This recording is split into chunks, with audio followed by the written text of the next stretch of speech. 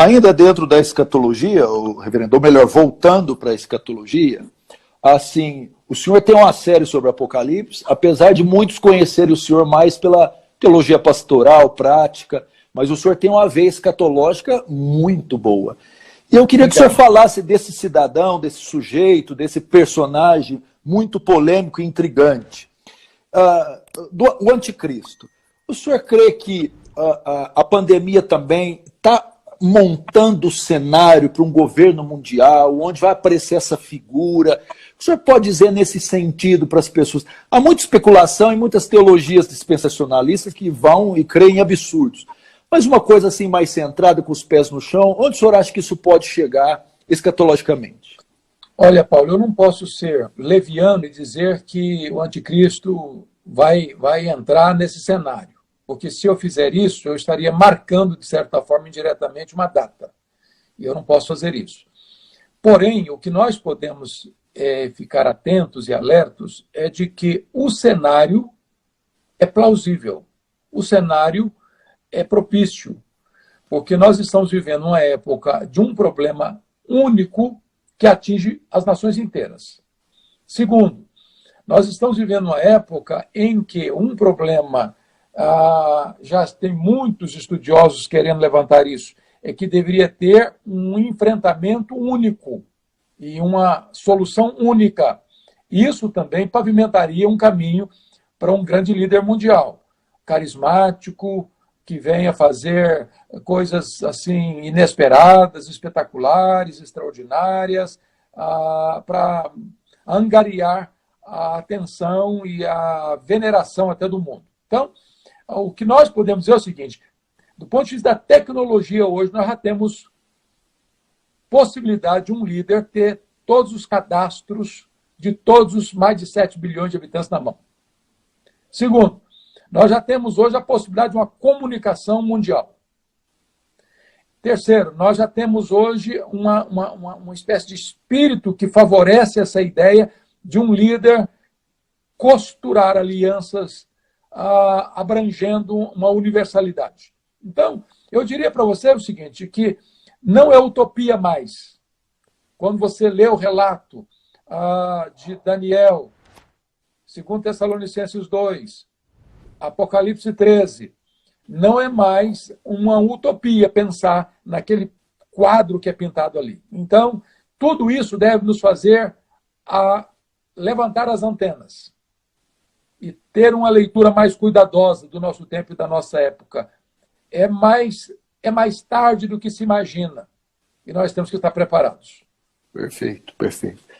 Observando as cortinas do teatro ali fechada, mas já podemos escutar a música, pois o show vai começar. Eu acho que isso é muito claro se a gente observar toda essa situação.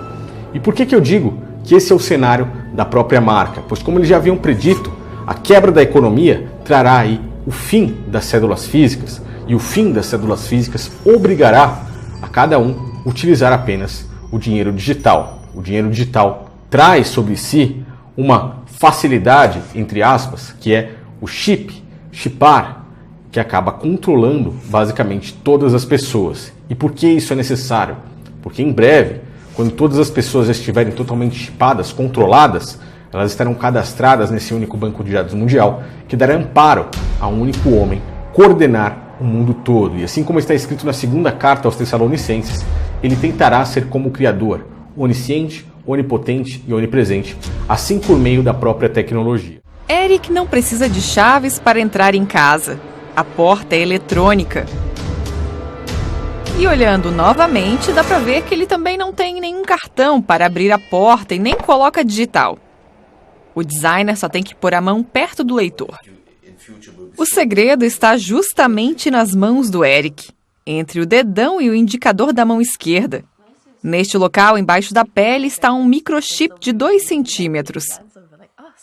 A namorada dele também foi chipada, como eles dizem.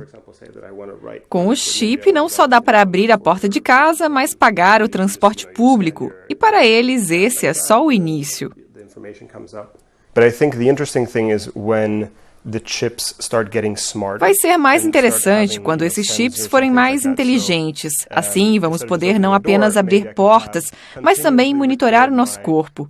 O chip poderia medir de forma permanente a temperatura do corpo, o nível de açúcar no sangue, entre outras coisas. Bom, essa reportagem já tem mais ou menos 1 ano e meio, 2 anos. O metrô de Estocolmo também quer que os clientes possam pagar o transporte por meio de um chip implantado na mão.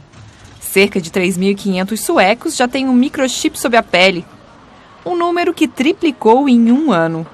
Segundo pesquisas, principalmente jovens se interessam por essa tecnologia.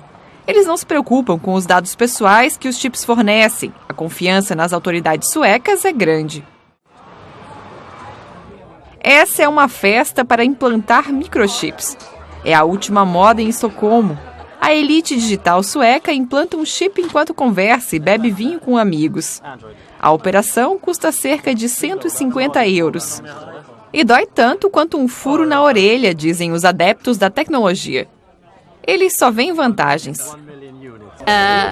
Não é preciso ter um objeto para cada coisa. Em vez de ter um cartão de crédito e celular, eu carrego tudo embaixo da minha pele.